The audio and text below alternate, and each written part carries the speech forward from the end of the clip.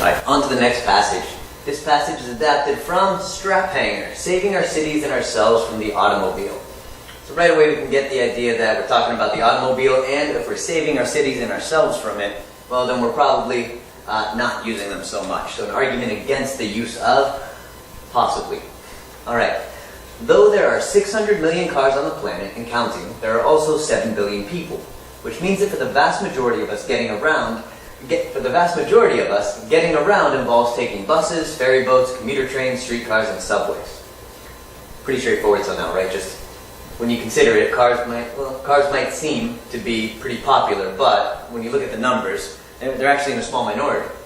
In other words, traveling to work, school, or the market means being a strap hanger, somebody who, by choice or necessity, relies on public transport rather than a privately owned automobile. So strap hanger, we've all seen the little straps with the handles hanging off of it, so if you're hanging on it, you're a strap hanger. Half the population of New York, Toronto, and London do not own cars. Public transport is how most of the people of Asia and Africa, the world's most populous continents, travel. Every day, subway systems carry 155 million passengers, 34 times the number carried by all the world's airplanes, and the global public transport market is now valued at $428 billion annually.